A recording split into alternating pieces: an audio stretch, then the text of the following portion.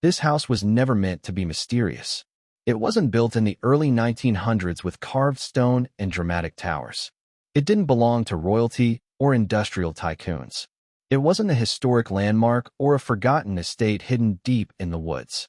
It was built in the early 2000s, modern for its time, practical, comfortable. 2 stories. Attached garage. Wide front windows designed to fill the rooms with light. A house built for ordinary life. Morning routines. School runs. Weekend cleaning. Birthday parties in the backyard. It was designed for noise. And in 2012, that noise stopped. In 2012, a family walked out of this house and never came back. No fire. No police tape. No shattered windows. No public explanation. They left the furniture. They left the dishes. They left the curtains hanging exactly as they were. And whatever happened inside these walls, they never spoke about it again. From the street, nothing screams emergency. The paint has faded slightly under years of sunlight. The lawn is uneven now, patches of weeds pushing stubbornly through neglected soil. The driveway shows hairline cracks that weren't there when the house was new. But structurally, it stands the same. Clean lines. Intact roof. Windows unbroken. That's what makes it uncomfortable. It doesn't look destroyed. It looks paused. When you approach the front door, there's no dramatic warning sign. No heavy vandalism. Just a quiet entryway that feels like it hasn't been touched in years. And when you step inside, the silence is immediate. Not hollow. Not echoing. Preserved. The kind of silence that settles slowly over time. The living room is still arranged the way it was meant to be. A couch faces a dark television screen that hasn't flickered on in over a decade. A coffee table rests perfectly centered on a rug now coated in a fine layer of dust. Sunlight streams through the tall front windows during the day, illuminating floating particles in the air, dust that has had years to accumulate undisturbed. There are no signs of panic.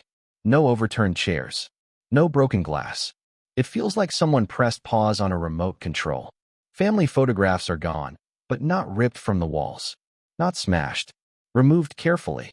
Intentionally. Frames left empty in some rooms.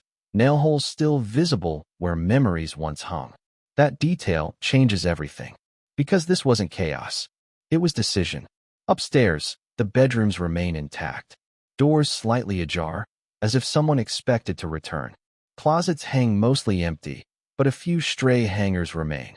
A child's room still shows faint outlines on the wall where posters once hung. In one bedroom, a drawer remains halfway open, not forced, not broken, simply unfinished. The kitchen feels the most surreal. Cabinets are closed neatly. Countertops are clear except for a thin blanket of dust. The dining table remains centered beneath a ceiling light that hasn't been turned on since 2012. No spoiled food left behind. No shattered plates. Just quiet order. You can almost picture the final evening. A conversation. A decision made. Keys gathered from the counter. Lights switched off one by one. And then the door closing softly. In the backyard, a swing set stands motionless.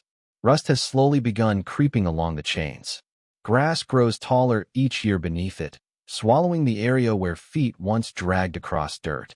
A plastic slide has faded under years of sun exposure, its color muted from bright to dull. Nature hasn't attacked the house violently. It has reclaimed it patiently.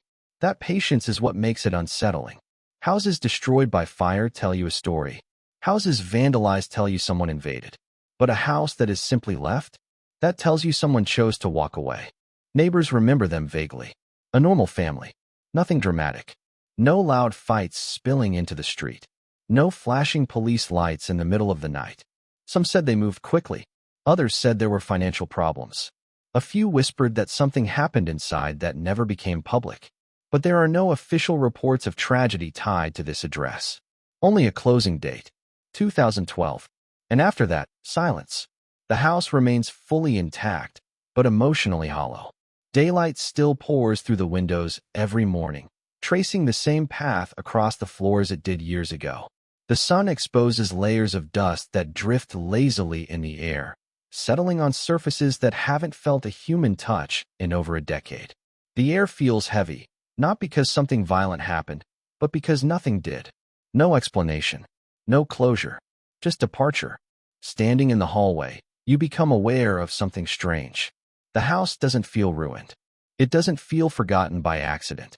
It feels intentionally abandoned. Like someone decided this chapter of their life needed to be erased, but the structure itself was left behind as evidence. This wasn't a mansion built for legacy. It was a house built for everyday memories. And maybe that's what makes it heavier than any castle with secret rooms. Because castles come with mystery naturally. But ordinary homes are not supposed to feel this way. They're supposed to hold warmth, noise, movement. This one holds stillness. And the longer you stand inside it, the more you feel it. The pause, the unfinished sentence, the quiet question hanging in the air. Why leave a house like this? Why leave it so complete? Why does it feel like someone might still come back, even after all these years? The door closed in 2012, but the house never moved on. And now, more than a decade later, it stands there, not collapsing, not vandalized, not reclaimed completely, just waiting. Waiting for a key that hasn't turned in years. Waiting for footsteps that may never return. And whatever truly happened inside these walls, it stayed here. If a house is destroyed, you understand it. If a house is foreclosed, you can explain it. If a house is vandalized, you can blame someone. But when a house is simply left, you're forced to think. The first time someone stepped back inside years after 2012, they expected the usual signs of abandonment: broken windows, graffiti, evidence of intrusion. But none of that was there. The locks had been changed at some point. The windows were sealed.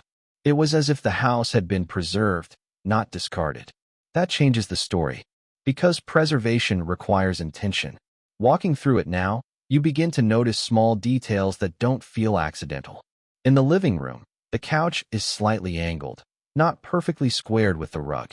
A small imperfection that suggests it was last used casually, not staged for departure. In the kitchen, one cabinet contains a single forgotten mug pushed toward the back. Not packed, not removed, just left. It doesn't feel like someone abandoned everything in panic. It feels like someone left knowing they wouldn't return. Upstairs, one bedroom door sticks slightly when opened. The carpet beneath it shows a darker imprint where furniture once stood. But the furniture is gone, carefully removed. Only the impression remains, like a shadow of what used to be there. The master bedroom is the most unsettling. It's too clean. The bed frame remains, but the mattress is gone. The closet is almost entirely empty. No scattered clothing. No forgotten shoes.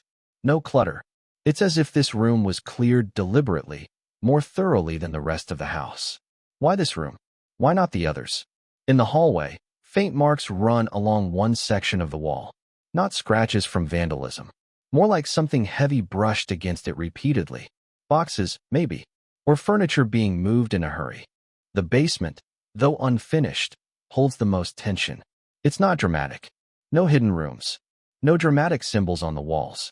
Just concrete flooring and storage shelves. Most of the shelves are empty. But in one corner, there's a single cardboard box left behind. Inside it, nothing shocking. Old paperwork. A few school notebooks. Receipts. Normal life documents. But the dates stop abruptly. Mid-2012. No later entries. No continuation. It's like the paper trail simply ends. That's when you start asking questions that don't have comfortable answers. Financial trouble is one explanation. But foreclosures usually leave records. Notices. Legal documents. There's no sign of forced eviction here. No official markings on the door. No obvious evidence of legal seizure. Voluntary move? Maybe. But voluntary moves don't usually leave entire rooms untouched. And they don't leave houses sitting vacant for over a decade without resale, renovation, or demolition. Which means something interrupted the natural flow of ownership. Neighbors remember small things. The moving truck came quickly. There wasn't much conversation. No farewell gathering. No explanation given. Just a quiet exit. And then, nothing. No new family ever moved in. No renovation crews showed up. No contractors. The property taxes were reportedly paid for a few years after 2012, and then they weren't. That suggests someone still cared, at least temporarily. Someone tied to it. But eventually, even that connection faded. Standing in the dining room during daylight, you notice how the sunlight still traces across the floor in the exact same pattern it did when the house was full. The light hasn't changed. The seasons still pass. Snow gathers in winter. Leaves collect in autumn. Time continues. But the life inside stopped. And that's what makes it feel wrong. Because houses are built for continuity. They are meant to pass from one family to the next. To carry memories forward. This one feels like it was sealed. Not physically. Emotionally. It feels like a chapter that someone tried to close completely, without leaving a forward address. Some speculate something happened privately. An internal family matter. A personal crisis. Something that didn't require police or headlines, but required departure. Others believe the house itself became associated with something painful. A memory too heavy to live with. A room that felt different after a certain day. That theory can't be proven. But it lingers. Because the house doesn't feel chaotic. It feels intentional. When you stand at the top of the staircase and look down into the living room, the quiet feels almost thick. The kind of quiet that makes you aware of your own breathing. There are no dramatic signs of tragedy. Just absence. And absence can be louder than destruction.